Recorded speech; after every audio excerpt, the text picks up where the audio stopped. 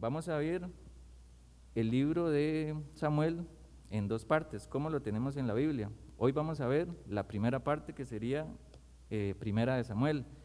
Lo vamos a ver de una forma por personajes, que creo que se nos va a hacer un poco más sencillo. Vamos a ver el personaje de Samuel, primeramente. Como un paréntesis, vamos a ver a los filisteos, una parte de quién es este pueblo y por qué aparece constantemente, no solamente en el libro de Samuel, sino ya lo hemos visto que ha aparecido y va a seguir apareciendo en los demás estudios. A Saúl, el primer rey, y a David. Aquí en pantalla tenemos como una línea de tiempo con palabras claves que creí conveniente para este repaso que vamos a hacer. Primera parte está de mi lado izquierdo y del derecho suyo. En el principio, ¿qué le suena a eso? Pues el libro de Génesis. Y en el principio, ¿qué pasaron? Un montón de cosas. La misma creación fue efectuada en el principio. Igualmente ahí vemos en el principio cómo empezó la historia de la redención, cómo entró el pecado al mundo, cómo se estableció ese primer pacto y los demás pactos que vinieron. En el principio también vemos la historia de Israel, las personas que Dios llamó,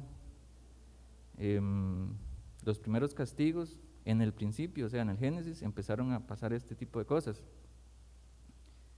El segundo lo puse la salida, que es el libro de Éxodo, y ahí vemos un montón de cosas que pasaron en el libro de Éxodo, esa salida que tuvieron, ¿verdad?, de esa esclavitud, esa redención que fue efectuada por Dios al pueblo de Israel.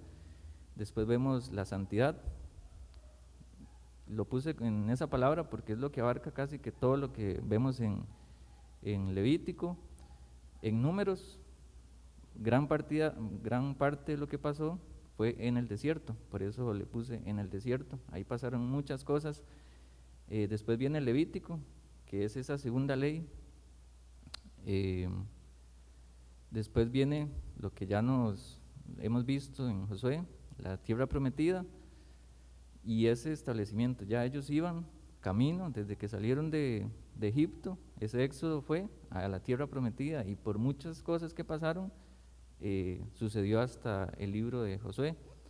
Después viene el periodo de los jueces, que vimos bastante bien y claro. Y el sábado pasado vimos el libro de Ruth, que le quise poner simiente redentora. Es como esa conexión que hace de jueces a Samuel. Vimos qué importante fue varios personajes que estaban ahí y que nos apuntaban no solamente a este libro de Samuel, sino que más allá. Y por eso la flecha sigue, y sigue y sigue y sigue hasta nuestro Redentor. Y hoy vamos a ver el Rey ungido. Como título del sermón yo le puse ¿quién reina?, en signo de pregunta. Vamos a ver la lección de hoy y al final vamos a ver quién es el que reina. Anteriormente yo había dado un estudio sobre Primera Samuel y era en el capítulo 2. A los que pudieron venir tal vez ya tengan bastante claro o tengan claro este punto, pero vamos a ir al capítulo número 2 y este primer punto le puse, vamos a estudiar a Samuel. Primera Samuel capítulo 2.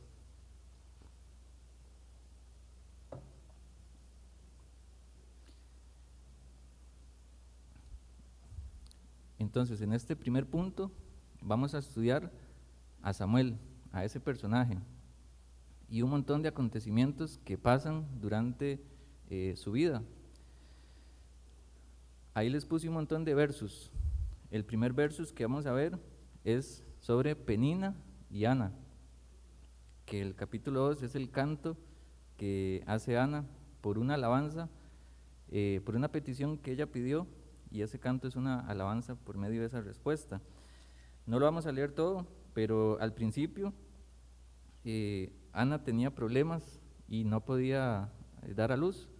Había otra persona que se llamaba Penina y pues ella tenía bastantes hijos y había como un pleito.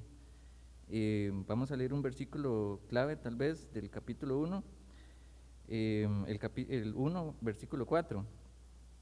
Dice: y cuando llegaba el día en que Elcana ofrecía sacrificios, daba a Penina, su mujer, a todos sus hijos y a todas sus hijas, a cada uno su parte.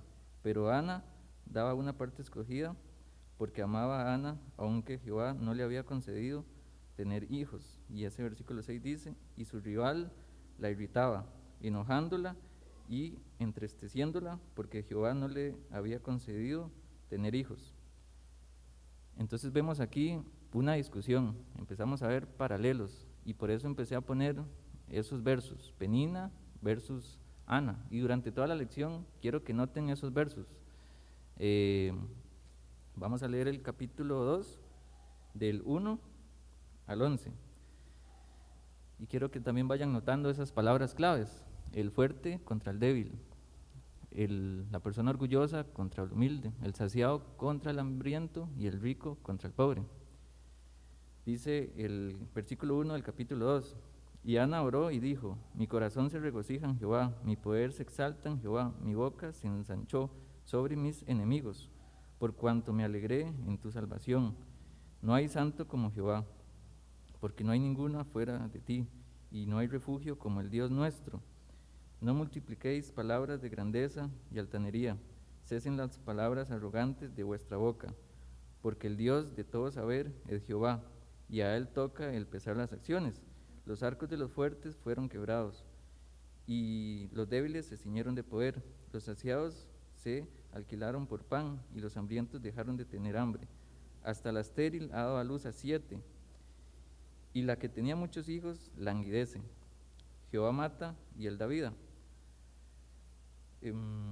Él hace descender al Seol y hace subir. Jehová empobrece y él enriquece, abate y enaltece. Él levanta del polvo al pobre, y el muladar exalta al menesteroso, para hacerle sentarse con príncipes, heredar un sitio de honor, porque de Jehová son las columnas de la tierra, y él afirmó sobre ellas el mundo. Él guarda los pies de sus santos, mas los impíos perecen en tinieblas, porque nadie será fuerte por sus propias fuerzas. Delante de Jehová serán quebrantados sus adversarios, y sobre ellos tronará desde los cielos. Jehová juzgará los confines de la tierra, dará poder a su rey, y exaltará el poderío de su ungido. Y Elcana se volvió a su casa en Ramá, y el niño ministraba a Jehová delante del sacerdote. Pues aquí vemos anteriormente este capítulo, en los versículos finales del primer capítulo vemos que Dios le concede esa petición a Ana y le da un hijo, y por eso ella estaba dando esta alabanza. Pero no vemos como que en ese canto Ana estaba agradecida o exaltando: mira, ya tengo un hijo, sino la persona que está siendo exaltada es Dios mismo. Y yo lo puse en 3 puntos. Del versículo 1 al 3 de este capítulo 2, le puse el Dios santo. Del 4 al 8, el Dios soberano. Y del 9 al 11, el rey ungido, que nuevamente ahí nos está tirando a esa línea que venimos trazando hacia Jesús, hacia el rey ungido. Ese versículo 10 es clave para esto que estamos hablando. Resumiendo este capítulo, estas partes que leímos del capítulo 2, le puse el reinado santo y soberano de Dios ante toda su creación, como cantábamos ahora. Otra vez, este canto nos va a servir como parámetro, como guía para estudiar todo el libro de Samuel, porque hay muchas cosas, es como, yo lo veo como un bosquejo de todo lo que se viene, o sea, una estructura que vamos a formar, que se forma ahí en ese canto para todo lo que viene. Y si son curiosos, pónganle atención a estas palabras claves, cómo se contrapone una persona contra otra, o un pueblo contra otro, o una actitud contra otra durante todo el libro. Entonces, este canto nos va a servir como un bosquejo exactamente de lo que vamos a seguir estudiando. Repito, el reinado santo y soberano de Dios ante toda su creación, y lo vamos a ver.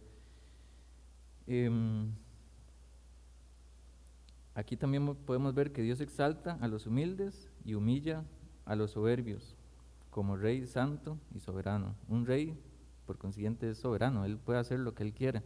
Tal vez nosotros no tenemos ese concepto porque vivimos en un país de democracia, pero en este contexto que vamos a estudiar, vemos que estamos saliendo del periodo de los jueces a la monarquía, el periodo de los reyes. Vamos a hacer conexión con el libro de los reyes y las demás situaciones que van a seguir pasando.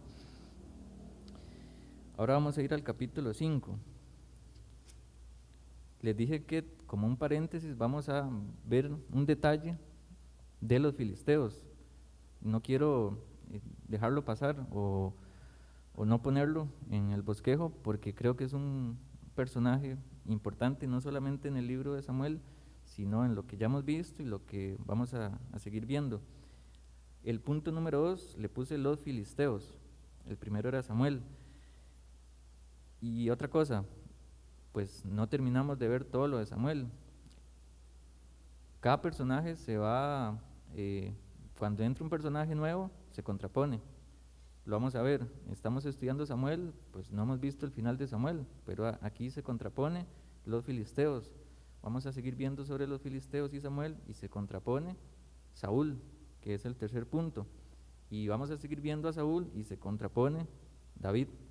Entonces los personajes como que los vamos a ir desarrollando poco a poco. Bueno, en el libro mismo se va desarrollando poco a poco. Pero una característica que también se me estaba olvidando destacar del capítulo 2 es ese último versículo, el 11. Elcana se volvió a su casa en Ramá, y el niño ministraba a Jehová delante del sacerdote Elí. Vemos que esa oración de Ana dio resultados. Dios le dio un hijo y ella quería entregarlo al Señor. Vamos a leer entonces el capítulo 1 y el versículo 26. Y ella dijo: oh Señor mío, vive tu alma, Señor mío, yo soy aquella mujer que estuvo aquí junto a ti orando a Jehová. Por este niño oraba, y Jehová me dio lo que pedí. Yo pues lo dedico también a Jehová. Todos los días que viva será de Jehová. Y adoró allí a Jehová. Y vamos a ver que esto sí se cumplió. Todos los días que él vivía era para Jehová. Fue dedicado a Jehová, al Señor, y así fue. Vamos a ir desarrollando este personaje, pero vamos a ir al punto 2, al 5. Vamos a leer del 1 al 2. Sí. Y aquí un pequeño contexto. En pantalla tienen el punto número 2, los filisteos. Vamos a ver a los filisteos constantemente contra los israelitas. Y vamos a ver una característica que no solamente de los filisteos, sino hasta de los mismos israelitas de vez en cuando, y hasta de nosotros mismos de vez en cuando también, que nos dejamos llevar por la vista. Y por eso leíamos al principio este versículo: nosotros miramos lo que está delante de nuestros ojos, y Jehová mira el corazón.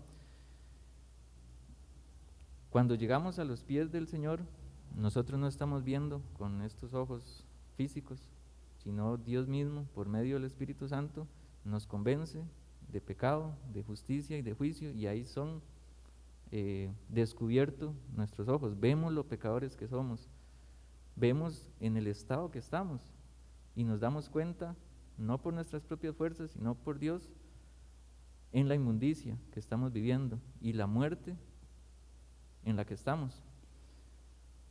Pues ahí ocurre el milagro más grande que pueda existir. Ahí ocurre la regeneración, ahí ocurre la redención, y Dios nos hace nuevas criaturas. No es que nos limpia ahí un poco y no, nos hace nuevas criaturas, como dice en el Nuevo Testamento. Aquí lo puse en el punto número 2 de los filisteos, porque igual durante todo el libro se ve esta posición de alguien que se deja llevar por la vista y otras personas que se dejan llevar por la fe. En el capítulo número 4 tenemos ahí un titulito que dice: los filisteos capturan el arca. Aquí empieza una batalla constante, los filisteos contra los israelitas, y en una de estas batallas, pues los filisteos capturan el arca, que lo vimos en los libros anteriores, qué es lo que significaba el arca. Vamos a leer el capítulo 5, versículo 1 al 12. Dice el versículo 1 al 5: cuando los filisteos capturaron el arca de Dios, la llevaron desde Ebenezer a Asdod, y tomaron los filisteos el arca de Dios, y la metieron en la casa de Dagón, y la pusieron junto a Dagón. Y cuando al siguiente día los de Asdod se levantaron de mañana, he aquí Dagón postrado en tierra delante del arca de Jehová, y tomaron a Dagón y lo volvieron a su lugar. Voy a hacer ahí una pausa. Dagón era el dios de los filisteos, era uno de los dioses de los filisteos. Esa parte, Asdod, pues era como una provincia, por así decirlo. Los filisteos tenían, si no me equivoco en ese momento, 5 provincias o 5 lugares donde ellos vivían. Los de Asdod era una de esa parte, y ahí en Asdod ellos tenían este dios que se llamaba Dagón. Pusieron el arca como una señal de victoria. Nosotros vencimos a los israelitas, vencimos a su Dios. Tenemos esto como un trofeo, y se lo pusieron delante de su Dios. Y vemos que lo que pasó a la mañana siguiente, y esto es algo, en la Biblia hay mucho humor, hay muchas cosas que uno nota de parte de Dios, que son cosas chistosas, que son cosas que no suceden o no está escrita ahí porque, un dato más. En el versículo 3 dice: y cuando al siguiente día los de Asdod se levantaron de mañana, he aquí Dagón postrado en tierra delante del arca de Jehová, y tomaron a Dagón y lo volvieron a su lugar. O sea, ellos mismos tuvieron que ayudar a su Dios porque estaban en una situación incómoda, estaba postrado delante del trofeo que ellos tenían. Y seguimos leyendo el 4: y volviéndose a levantar de mañana el siguiente día, he aquí que Dagón había caído postrado en tierra delante del arca de Jehová, y la cabeza de Dagón y las 2 palmas de sus manos estaban cortadas sobre el umbral, y habiéndole quedado a Dagón el tronco solamente. Por esta causa los sacerdotes de Dagón y todos los que entraron en el templo de Dagón no pisan el umbral de Dagón en Asdod hasta hoy. Y hay otro punto importante, voy a hacer una pausa. Ellos en su incredulidad dijeron: algo pasó, se cayó y pues quedó, ¿verdad?, postrado delante del arca de Jehová. Ayudémosle, pongámoslo de nuevo otra vez ahí. Y a la mañana siguiente vemos que no solamente se volvió a caer, sino que ya no tenía ni cabeza ni los brazos. Un comentario que leí es que esto pasaba con los reyes o personas de autoridad que eran eliminadas o derrocadas. Les cortaban la cabeza como señal de que ya eran vencidos. Y otro dato interesante es que ahí los sacerdotes, ¿verdad?, de Dagón, desde ese momento, dice el versículo 5, todos los que entraban en el templo no pisaban el umbral de Dagón, según ellos, porque era santo.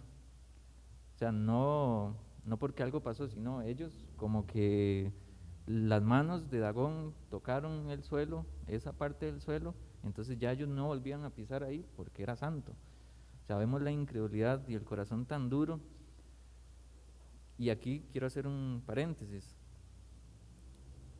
Nosotros no adoramos a imágenes, no adoramos a ningún ídolo hecho con nuestras manos, adoramos a un Dios vivo, un Dios que fue crucificado, fue muerto, fue sepultado y fue resucitado. Él resucitó para darnos vida juntamente con Él. La incredulidad de este pueblo, de los filisteos, de los que vivían aquí en Asdod, era increíblemente grande, porque viendo estas cosas, tal vez Dios, no sé, es un comentario personal, tal vez Dios quería ilustrarlo de una forma. Dios no es el arca, y el pueblo de Israel no adoraba al arca, ellos adoraban al Dios del arca. Entonces vemos la incredulidad. Dios como que quería demostrar algo, como cuando a uno le cuesta cierta situación y a uno, bueno, se lo voy a dibujar para que me entienda. Algo así estaba pasando en esa situación. Seguimos leyendo, el 6. Y se agravó la mano de Jehová sobre los de Asdod, y los destruyó, y los hirió con tumores en Asdod y en todo su territorio. Y viendo esto, los de Asdod dijeron: no quede con nosotros el arca de Israel, porque su mano es dura sobre nosotros y sobre nuestro Dios Asgón. Convocaron pues a todos los príncipes de los filisteos y les dijeron: ¿qué haremos del arca de Dios de Israel? Y ellos respondieron: pase el arca de Dios de Israel a Gad. Y pasaron allá el arca de Dios de Israel. Y aconteció que cuando lo habían pasado, la mano de Jehová estuvo contra la ciudad y con gran quebrantamiento, y afligió a los hombres de aquella ciudad, desde el chico hasta el grande, y se llenaron de tumores. Entonces vemos aquí que el arca de Jehová fue enviado a otra de estas ciudades, esta se llama Gad, y pasó lo mismo. El 10 dice: entonces enviaron el arca de Dios a Ecrón, otra ciudad, y cuando el arca de Dios vino a Ecrón, los ecronitas dieron voces diciendo: han pasado a nosotros el arca de Dios de Israel para matarnos a nosotros y a nuestro pueblo.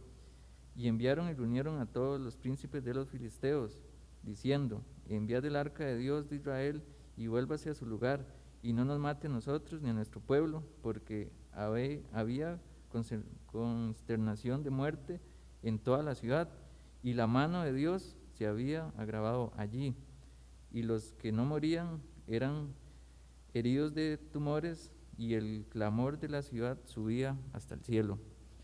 Imagínense qué gran problema está ocasionándose ahí, en las ciudades de los filisteos. Quiero profundizar un poco en este hecho. Bueno, antes, para profundizar sobre los filisteos, quiero leer en Génesis, si quieren no lo buscan, en Génesis 10 está cómo iniciaron este pueblo de los filisteos, Génesis 10:14. Dice, bueno, aquí se viene dando una descripción de los descendientes de los hijos de Noé, y empiezan a decir un montón de nombres hasta el versículo número 14. Dice: a Pastruim, a Casluhim, de donde salieron los filisteos, y a Caftorim. Entonces vemos, si leemos un poco más adelante, un poco más atrás, vemos de dónde salieron los filisteos, justamente ahí en el versículo 14. Y de ahí ellos se van a asentar como pueblo, van a ir creciendo, Dios va a dar órdenes con respecto a los filisteos que los israelitas no obedecen o obedecen a medias, y vemos las consecuencias que más adelante van a venir, y aquí mismo pues están sucediendo por esa desobediencia. Vemos que desde el principio está este pueblo, y aún hoy en día hay consecuencias bastante graves sobre este pueblo. Quiero que vayamos a Salmos 115.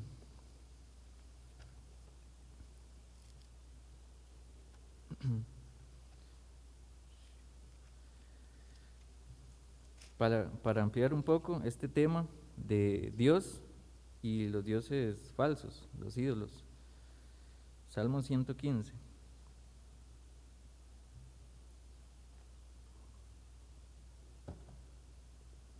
Como les decía, nosotros adoramos a un Dios vivo, a un Dios trino, a un Dios que está con nosotros y nos hace templo de Él mismo, que tenemos acceso a Él cuando queramos para hallar gracia y oportuno socorro.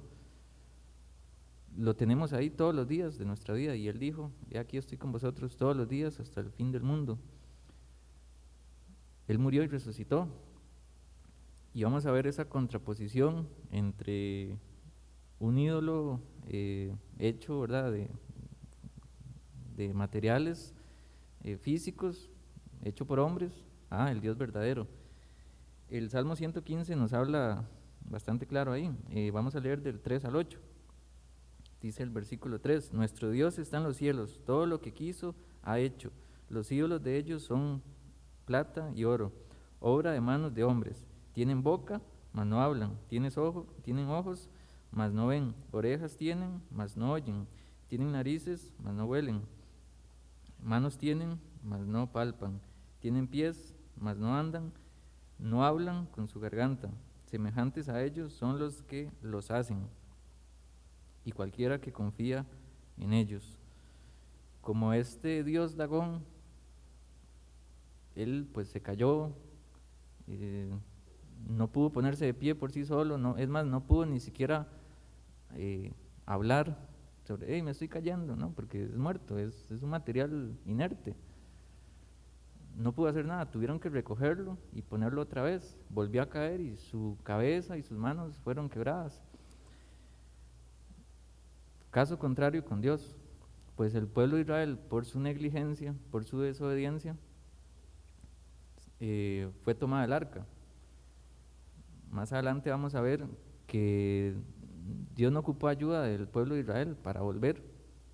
Él mismo llegó. La verdadera confianza y temor la vamos a ver en el versículo 9 y 11 de este mismo capítulo de Salmo 115. Dice el versículo 9, oh Israel, confía en Jehová, Él es tu ayuda y tu escudo. Casa de Aarón, confiad en Jehová, Él es vuestra ayuda y vuestro escudo. Los que teméis a Jehová, confiad en Jehová, Él es vuestra ayuda y vuestro escudo. Aquí quiero dar una aplicación con lo que hemos visto, para ya entrar más en detalle con el tercer punto, el de Saúl. Muchas veces nosotros somos muy parecidos al pueblo de Israel y en este caso a los filisteos, somos muy incrédulos, nos dejamos llevar mucho por la vista y no por la fe. Dios nos provee tantas bendiciones, nos da toda su armadura, nos da el Espíritu Santo, nos da su palabra, nos da entrada directa para poder hablar con Él sin ningún tipo de temor. Y hay veces no dejamos todo eso de lado y empezamos a caminar, empezamos nuestro día bajo nuestra propia prudencia.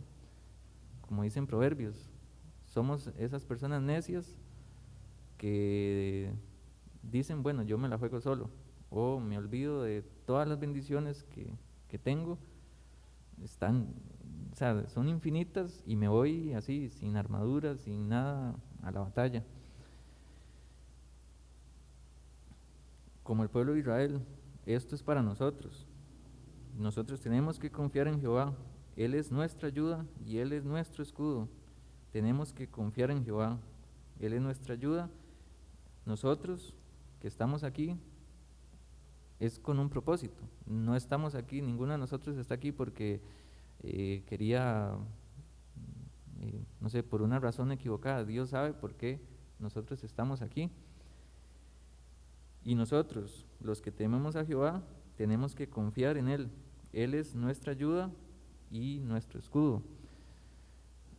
De verdad que tenemos que recapacitar en esto, porque muchas veces nos vienen situaciones a nuestra vida por no confiar en Jehová, por no consultarle a Él, por no iniciar el día pidiéndole su dirección, su ayuda. Y eso es, como vamos a ver más adelante, lo que le pasó a Saúl. un grado de desobediencia que vamos a ver cómo Dios mira la desobediencia. Vamos a ir al punto número 3, Saúl. Antes de entrar al texto que quiero estudiar, vamos a ir al capítulo 8 de 1 Samuel, para tener un poco de contexto de quién es Saúl y por qué él está donde está. 1 Samuel, capítulo 8, voy a leer del 1 al 9.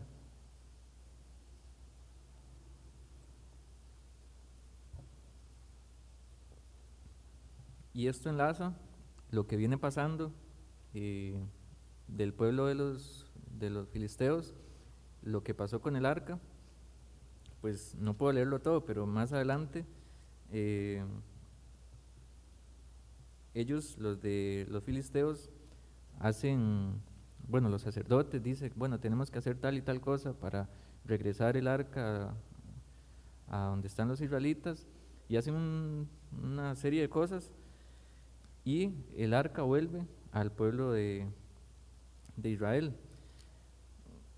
Teniendo esto en mente, donde pues ya los israelitas tenían este contexto, donde los filisteos estaban alrededor de ellos, estaban merodeando, ellos empezaron a poner la vista en los filisteos, en los pueblos de alrededor, empezaron a tener temor, ya la fe la dejaron de lado y ellos se empezaron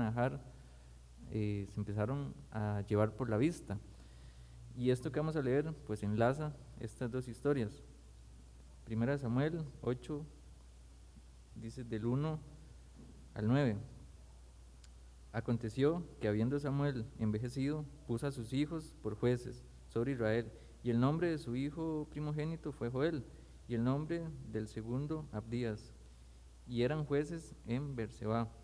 Pero no anduvieron los hijos por los caminos de su padre, antes se volvieron tras la avaricia, dejándose sobornar y pervirtiendo el derecho. El versículo 4. Entonces todos los ancianos de Israel se juntaron y vinieron a Ramá para ver a Samuel, y le dijeron: he aquí, tú has envejecido, y tus hijos no andan en tus caminos, por tanto, constitúyenos ahora un rey, que nos juzgue como tienen todas las naciones. Pero no agradó a Samuel esta palabra que dijeron: danos un rey que nos juzgue.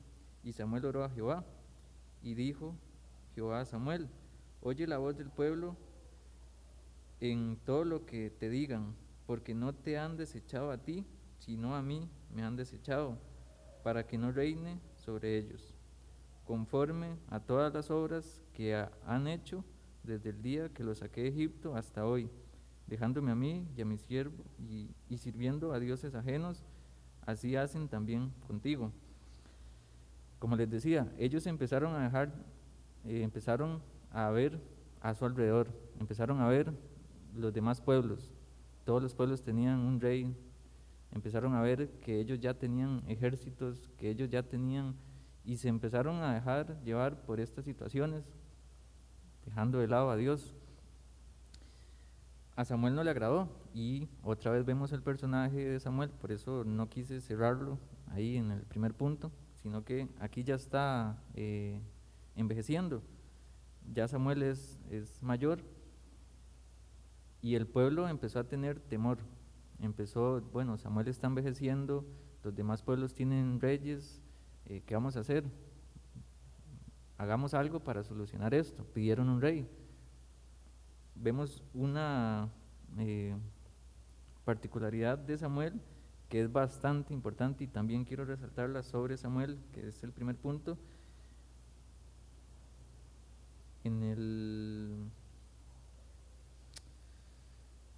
Desde el 6, pero no agradó a Samuel esta palabra que dijeron: danos un rey que nos juzgue, y dice ahí, y Samuel oró a Jehová. Y eso es una clave para nosotros, para imitar de Samuel, orar. Cuando algo no nos gusta, cuando algo no calza en nuestra vida, cuando creemos que las circunstancias a nuestro alrededor nos están abrumando, tenemos la oración. Samuel no acudió a otra persona, no acudió a no sé, una persona fuerte no se dejó llevar por la vista, sino se dejó llevar por la fe. Y Samuel oró a Jehová. Una aplicación para esto: no solamente cuando vengan problemas en nuestra vida, no solamente cuando tengamos circunstancias que digamos ya no puedo más, sino todo lo contrario, cuando estemos en lo más y mejor, cuando estemos bien, cuando las cosas nos vayan bien, no nos olvidemos de Dios, oremos, démosle gracias a nuestro Señor, porque Él está en medio de esas situaciones. Igualmente, si vienen problemas, circunstancias en nuestra vida, oremos, porque Dios también está en medio de esas situaciones para enseñarnos algo. Samuel oró, y como vimos ahí, Jehová no le dijo, bueno, vamos a ver, no, concédale lo que ellos están diciendo. Y es a causa de eso que Samuel va a ungir a Saúl como el primer rey de Israel. Antes, un versículo en el capítulo 9 y el versículo 2, vamos a ver una característica de Saúl. Dice el versículo 2, y tenía él un hijo que se llamaba Saúl, joven y hermoso. Entre los hijos de Israel no había otro más hermoso que él. De hombros arriba sobrepasaba a cualquiera del pueblo. Y esta es una característica que no concuerda con el versículo que leímos al principio. No mires a su parecer, ¿verdad?, ni lo grande de su estatura, porque yo lo desecho. Jehová mira, los hombres miran lo que está delante de sus ojos, mas Jehová mira el corazón. Y esta era una característica de Samuel. Físicamente era el adecuado, según lo que el pueblo de Israel estaba viendo a su alrededor. ¿Por qué? Porque las otras personas, los otros pueblos tenían personas grandes en sus ejércitos. El líder era uno de los más altos, fuertes. Ok, nosotros queremos algo así. Vamos a ir al 14, 47 y 48.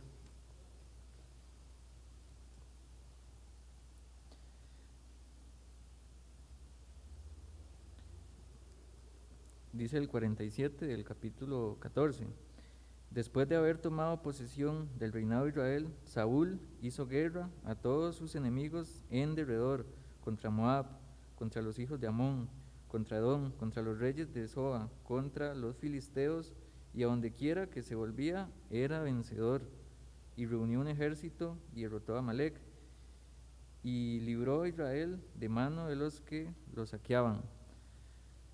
Saúl tampoco era una persona que solamente era físico, solamente era alto o guapo, no, también tenía muchas cualidades que lo hacían apto para ser el rey de Israel, según las apariencias, según las características de lo que nos dejamos llevar.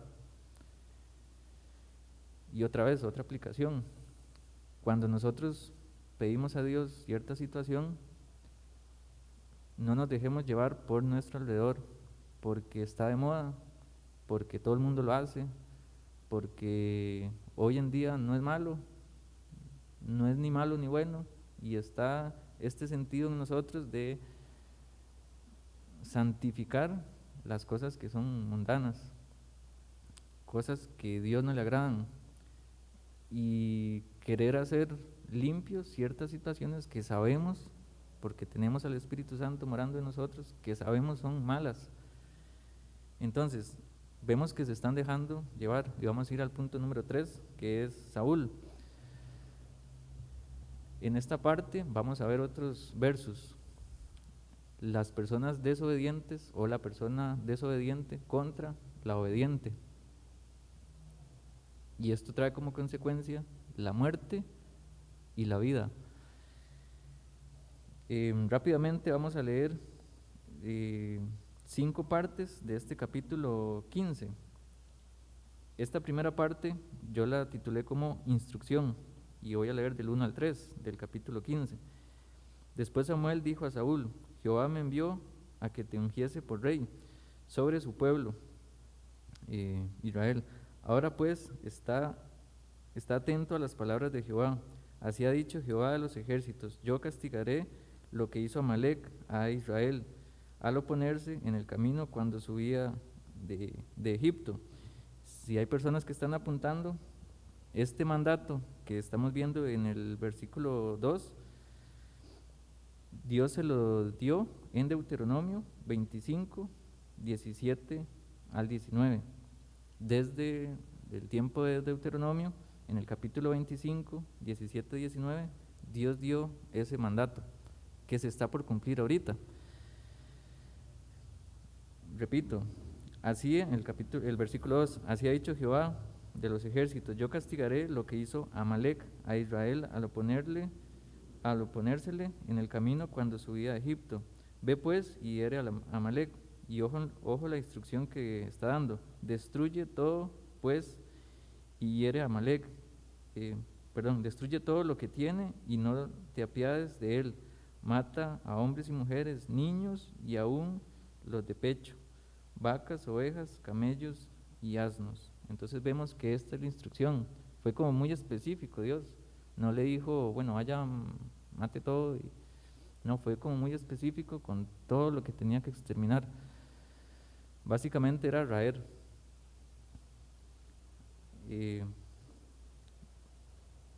El punto número 2 de esta parte, yo le puse desobediencia de Saúl y el dolor de Jehová, en el 7 y 11, el 7 al 11, en ese mismo capítulo. Leo el versículo 7.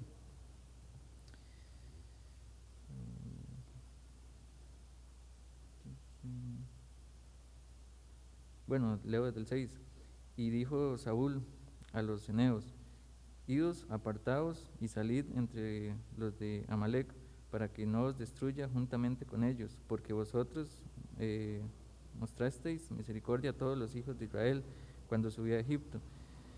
Y se apartaron los eneos entre los hijos de Amalec, y Saúl derrotó a los amalecitas desde Avila hasta llegar a Sur, que está al oriente de Egipto, y tomó vivo a Agag, rey de Amalec, pero a todo el pueblo mató a filo de espada, y Saúl y el pueblo perdonaron a Agag, y a lo mejor de las ovejas del ganado, al ganado mayor, de los animales engordados, de los carneros y de todo lo bueno, y no lo quisieron destruir, mas todo lo que era vil y despreciable destruyeron. Hasta el 11. Y vino palabra de Jehová a Samuel diciendo, me pesa haber puesto por rey a Saúl, porque se ha vuelto en pos de mí y no ha cumplido mis palabras. Y se apesumbró Samuel y clamó a Jehová toda aquella noche. Y voy a hacer una pausa ahí. Es lo que les estaba diciendo. Ellos están poniendo una pesa falsa. Ellos están diciendo, bueno, esto es bueno. Como ellos, en el versículo 9, como ellos decían que era bueno y que era malo, que era vil para desechar y que era bueno para preservar. ¿Cuál es la medida que se la inventaron? Así de simple, ellos dijeron, bueno, esto es bueno, no lo matemos, dejémoslo porque nos puede servir para más tarde sacrificar a Dios. Pero esa no era la indicación que Dios les había dado. Dios, Jehová le dijo, extermine a todo lo que está ahí, y fue muy específico. Todo tenía que ser exterminado, raído. Y ellos dejaron a gran parte del ganado y hasta al rey de Agag, y no lo destruyeron. Aquí Saúl desobedece y a Jehová le duele la desobediencia, no solo de Saúl, sino la desobediencia a nosotros, los que estamos aquí. Cuando desobedecemos, nosotros tenemos que tener ese mismo concepto que tiene Dios de pecado, porque sabemos que cuando nosotros pecamos, le estamos dando la espalda a Él para cometer ese pecado. ¿Por qué? Porque si lo tuviéramos de frente no estaríamos pecando. Si fuéramos conscientes de que Dios está ahí, no pecaríamos, pero lo hacemos a un lado y ponemos en esa balanza, bueno, no es tan malo. Del 13 al 23, vamos a ver cómo Dios ve esa desobediencia. Dice el versículo 13, Vino pues Samuel a Saúl, y Saúl le dijo: bendito seas tú de Jehová, yo he cumplido la palabra de Jehová. Samuel entonces dijo: pues qué balido de ovejas y bramido de vacas es este que yo oigo con mis oídos. Y Saúl respondió: de Amalec los han traído, porque el pueblo perdonó lo mejor de las ovejas y de las vacas para sacrificarlas a Jehová, tu Dios. Y hay palabras claves que ahí Saúl se está quitando. Dice que fue el pueblo, y una palabra clave también ahí es que está diciendo para sacrificarlas a Jehová, tu Dios. No está diciendo mi Dios. Él quería hacer ese sacrificio ni siquiera para Jehová. Él quería sacar provecho de eso que había tomado, y les echó la culpa al pueblo. Vemos que está siendo cobarde, está siendo desobediente, y eso más adelante va a traer unas consecuencias. El 16 dice: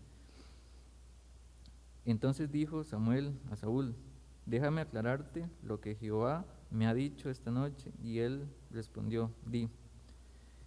Y dijo Samuel: aunque eras pequeño en tus propios ojos, no has sido hecho jefe de las tribus de Israel, y Jehová te ha ungido por rey sobre Israel. Y Jehová te envió en misión y dijo: ve, destruye a los pecadores de Amalec y hazles guerra hasta que los acabes. ¿Por qué pues no habéis oído la palabra de Jehová? Sino que vuelto el botín, has hecho lo malo ante los ojos de Jehová. Vamos a leer hasta el 31, dice: y Saúl respondió a Samuel: antes bien he obedecido la voz de Jehová, y fui a la misión que Jehová me envió, y he traído a Agag, rey de Amalec, y he destruido a los amalecitas. Mas el pueblo tomó el botín, ovejas y vacas, las primicias del anatema, para ofrecer sacrificios a Jehová tu Dios en Gilgal. Y Samuel dijo: se complace Jehová tanto en los holocaustos y víctimas como en que se obedezca la palabra de Jehová. Ciertamente el obedecer es mejor que los sacrificios, y al prestar atención que la grosura de los carneros, porque como el pecado de adivinación es la rebelión, y como ídolos e idolatría la obstinación. Por cuanto tú desechaste la palabra de Jehová, él también te ha desechado para que no seas rey. Entonces Saúl dijo a Samuel: yo he pecado, pues he quebrantado el mandamiento de Jehová y tus palabras, porque temí al pueblo, otra mentira, y consentía la voz de ellos. Perdona pues ahora mi pecado, y vuelve conmigo para que adore a Jehová. Y Samuel respondió a Saúl: no volveré contigo, porque desechaste la palabra de Jehová, y Jehová te ha desechado, para que no seas rey de Israel. Y volviéndose Samuel para irse, él se asió. Bueno, esta parte la vamos a dejar más adelante. Quiero destacar varias cosas de lo que acabamos de leer. Vemos que Saúl no está tomando conciencia de lo que acaba de hacer. Le echa la culpa a todo el mundo, empieza a mentir. Sí es un hombre en ese sentido cobarde, porque no está tomando acciones, ¿verdad?, de lo que él hizo. Algo clave también está en el versículo 22. Hay una pregunta ahí que dice: ¿se complace tanto Jehová en los holocaustos y víctimas como en que se obedezca la palabra de Jehová? Y leemos en el 22: porque como el pecado de adivinación es rebelión, y como los ídolos y idolatría la obstinación. De nada sirve que nosotros preparemos una ofrenda, un sacrificio, que por así decirlo en palabras más coloquiales, que nos matemos en hacer algo, si nuestro corazón no está en esa acción, si no estamos entregándoselo al Señor. Y eso nos puede pasar a muchos que estamos aquí, que servimos constantemente a Dios, en la música, en escuela dominical, predicando, en el servicio de ujieres, en sonido, con los niños, con jóvenes, etcétera, etcétera. Hay tantos ministerios y tantas personas que estamos trabajando aquí,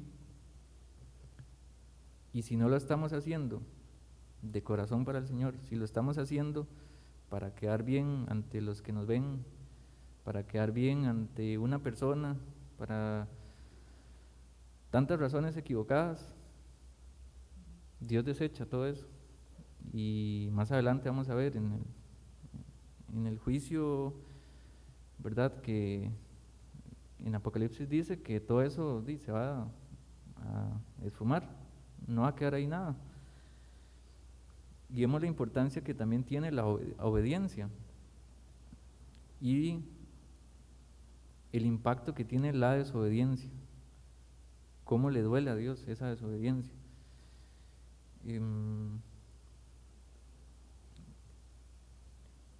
Vamos a terminar este punto en el 32 al 35. Dice: después dijo Samuel: traedme a Agag, rey de Amalec. Y Agag vino a él alegremente, y dijo Agag: ciertamente ya pasó la amargura de la muerte.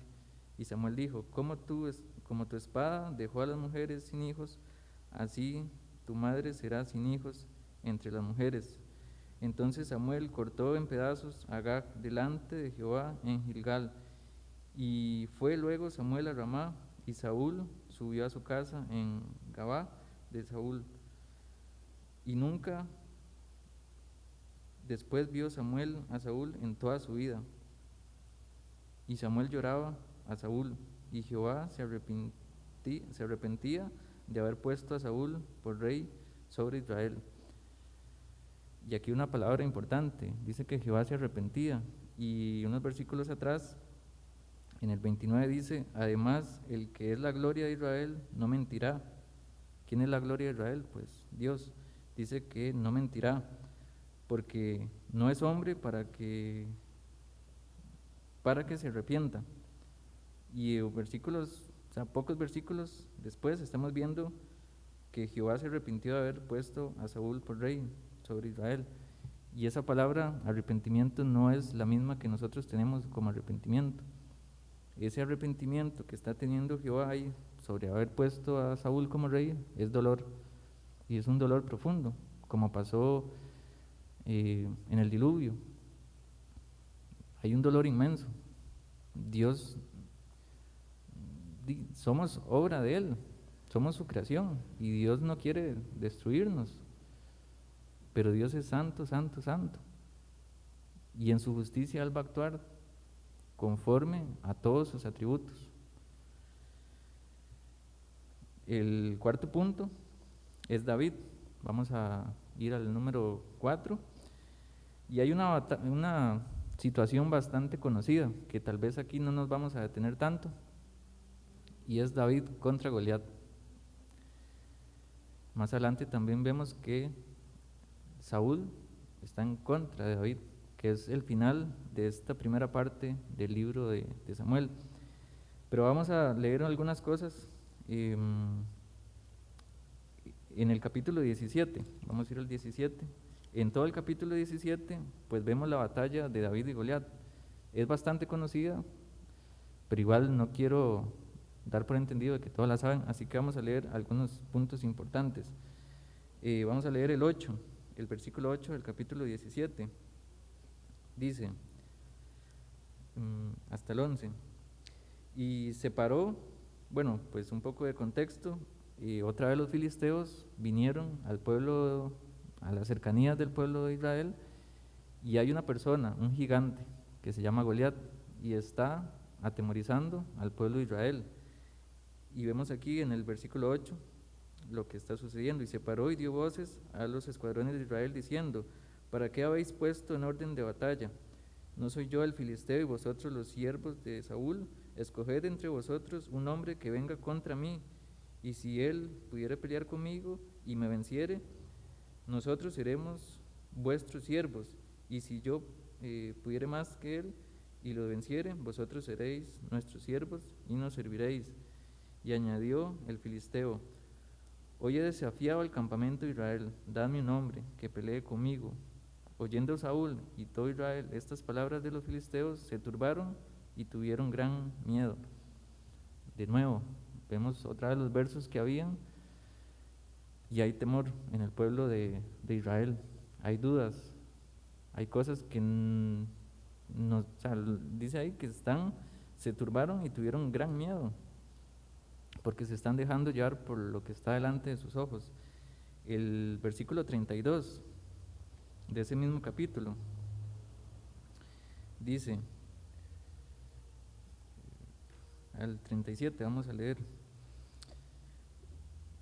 Dice el 32, y dijo David a Saúl, no desmaye el corazón de ninguno a causa de él, o sea, de Goliat. Tu siervo irá y peleará contra este filisteo. Dijo Saúl a David, no podrás ir tú contra aquel filisteo para pelear con él, porque tú eres un muchacho y él un hombre de guerra desde su juventud. David respondió a Saúl, tu siervo era pastor de las ovejas de su padre. Cuando venía un león o un oso, tomaba algún cordero perdón, bueno, cuando venía un oso y tomaba algún cordero,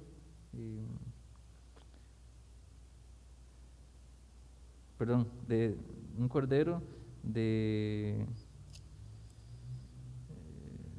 de la manada, salía yo tras él y lo hería y lo libraba de su boca. Y se levantaba contra mí, yo le echaba mano de la quijada y lo hería y lo mataba. Fuese león, fuese oso, tu siervo lo mataba. Y este filisteo incircunciso será como uno de ellos, porque ha provocado al ejército del Dios viviente. Añadió David, Jehová, que me ha librado de las garras del león y de las garras del oso, él también me librará de la mano de este filisteo. Y dijo Saúl a David, ve, y Jehová esté contigo. De nuevo, David no está poniendo todo su empeño y sus fuerzas sobre, bueno, y yo vencía a un león, vencía a un oso. No por la fuerza que él tenía por hacer esto iba a vencer, sino que David sabía que Jehová estaba con él y podía, al igual que lo hizo con estas bestias, porque él vencía a estas bestias por el poder del Señor, no por su propia fuerza. Con la fe que tenía David en Dios, también podía vencer a este gigante. Vamos a ir al versículo 40. Dice, y tomó su cayado en su mano, y escogió 5 piedras lisas del arroyo, y las puso en el saco pastoril, en el zurrón que traía, y tomó su honda en su camino, y se fue hacia el filisteo. Y el filisteo venía andando y acercándose a David y su escudero delante de él, y cuando el filisteo miró a David, le tuvo en poco, porque era un muchacho, y rubio, y de hermoso parecer. Y dijo el filisteo a David, soy un perro para que vengas a mí con palos. Y maldijo a David por sus dioses. Dijo luego el filisteo a David, ven a mí y daré tu carne a las aves del cielo y a las bestias del campo. Entonces dijo David al filisteo, tú vienes a mí con espada, lanza y jabalina, mas yo vengo a ti en el nombre de Jehová de los ejércitos, el Dios de los escuadrones de Israel, a quien tú has provocado. Jehová te entregará hoy en mi mano, y yo te venceré, y te cortaré la cabeza, y haré hoy el cuerpo de los filisteos a las aves del cielo y a las bestias de la tierra, y toda la tierra sabrá que hay Dios en Israel. Todo esto David lo está haciendo para la gloria del Señor. Dice el 47, y sabrá todo esta generación que Jehová nos salva con espada y con lanza, porque de Jehová es la batalla, y él los entregará en nuestras manos. Aconteció que cuando el filisteo se levantó y echó a andar para ir al encuentro de David, David se dio prisa y corrió en línea a batalla contra el filisteo, y metiendo a David su mano en la bolsa, tomó de allí una piedra y la tiró con la honda, e hirió al filisteo en la frente, y la piedra quedó clavada en la frente y cayó sobre su rostro en tierra. Así venció David al filisteo con una honda y una piedra, e hirió al filisteo y lo mató sin tener David espada en su mano. Entonces corrió David y se puso sobre el filisteo, y tomando la espada de él, sacándola de su vaina, lo acabó de matar y le cortó con ella la cabeza. Y cuando los filisteos vieron a su paladín muerto, huyeron. esta última sección de lo que acaba de leer le puse Dios reina. Y empezamos a ver el montón de versos, el montón de situaciones que se contraponen y esa línea de tiempo que está trazando entre estos personajes, Samuel, los filisteos, Saúl y David, y vemos a alguien más grande que estos personajes. Alguien puede decir, bueno, el personaje principal de este libro es Samuel, porque así se llama. No, el personaje el principal es David, porque se habla bastante de él. No, son los israelitas. Pues no, el personaje principal, no solamente de este libro, sino de toda la Biblia, vemos que es Dios. Y vemos el tema que estamos estudiando durante todo este año, es la redención. Vamos a ir al último punto, el número 5. Y es Jesús como personaje también de esta historia. Y ahí puse Dios contra Dios por algo especial. No es que haya un Dios bueno y un Dios malo, sino que para este propósito, este plan de redención que inició en Génesis 3:15, que leímos al principio, que habían dos simientes, una simiente va a herir, la simiente de la mujer lo va a herir en la cabeza y la serpiente lo va a herir simplemente, le va a hacer un golpe mínimo en el calcañar, en una parte del talón. Eso se va a cumplir y ya se cumplió. Pero quería terminar con este pasaje en Isaías 53.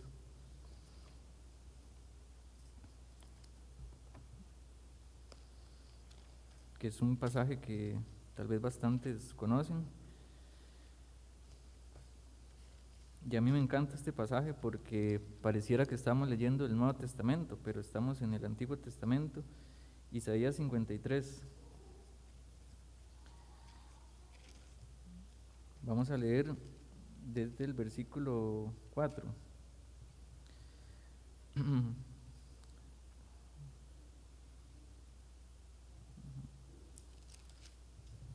Dice: ciertamente Él llevó nuestras enfermedades y Él sufrió nuestros dolores, y nosotros le tuvimos por azotado, por herido de Dios y abatido, mas Él herido fue por nuestra rebelión, molido por nuestros pecados. El castigo de nuestra paz fue sobre Él, y por su llaga fuimos nosotros curados. Todos nosotros nos descarriamos como ovejas, cada aquel se apartó por su propio camino, mas Jehová cargó en él el pecado de todos nosotros. Angustiado él y afligido, no abrió su boca, como cordero que fue llevado al matadero, y como oveja delante de sus trasquiladores, enmudeció y no abrió su boca. Por cárcel y por juicio fue quitado, y su generación, ¿quién la contará? Porque fue cortado de la tierra de los vivientes, y por la rebelión de mi pueblo fue herido, y se dispuso con los impíos su sepultura, mas con los ricos fue en su muerte, aunque nunca hizo maldad, ni hubo engaño en su boca. Con todo eso, Jehová quiso quebrantarlo. Y tal vez aquí ya hemos entendido más por qué Dios contra Dios. Con todo eso, Jehová quiso quebrantarlo, sujetándole a padecimiento, cuando haya puesto su vida en expiación por el pecado. Verá el linaje, vivirá por largos días, y la voluntad de Jehová será en su mano prosperada. Verá el fruto de la aflicción de su alma y quedará satisfecho.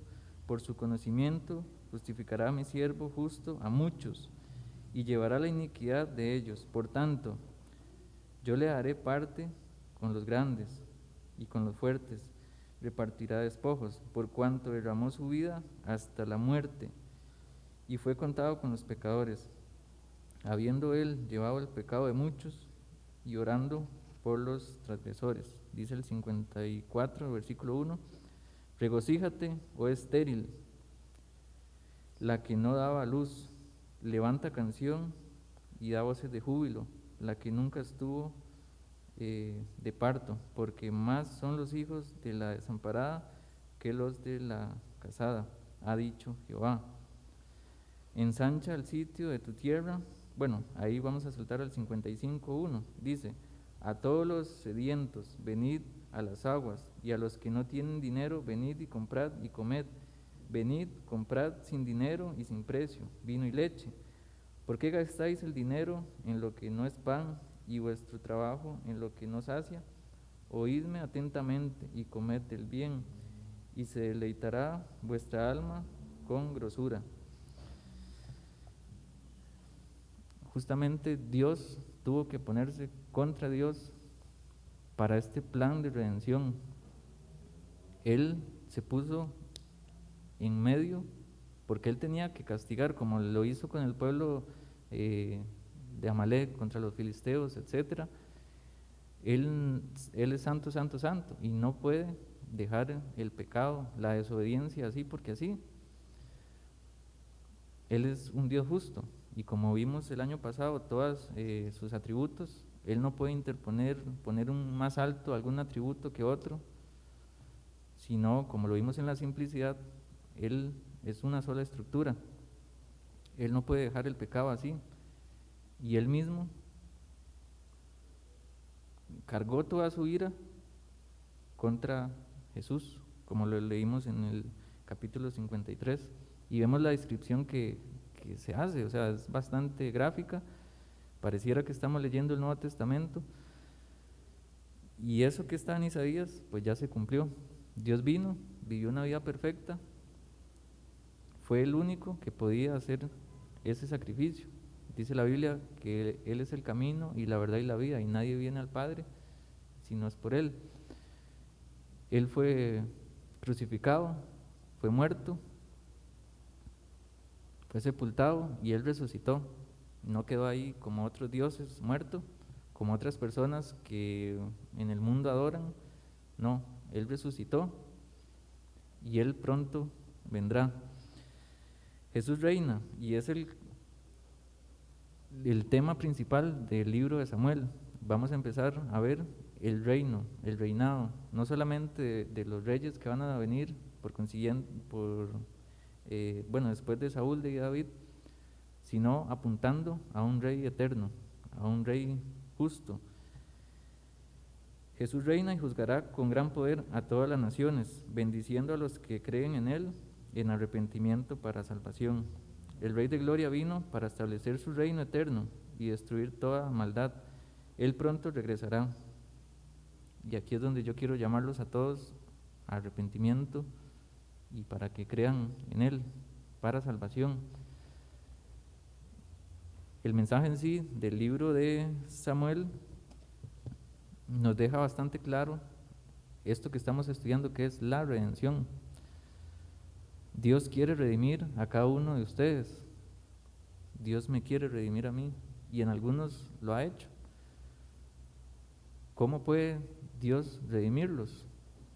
Simplemente dejando ese orgullo, esa desobediencia, esa jactancia. No se crean ustedes fuertes, no se crean que todo lo pueden, no se crean invencibles, sino humíllense delante de Dios, sabiendo que ustedes son débiles, sabiendo que ustedes no pueden hacer todo, como lo leímos en los capítulos 54 y 55. Podemos ir delante del Señor hambrientos y sedientos, y eso no era un contexto simplemente natural, sino un contexto espiritual, y Él va a saciar toda nuestra hambre, nuestra debilidad, porque Cristo va a reinar. Si nosotros llegamos delante de Él en humildad para arrepentirnos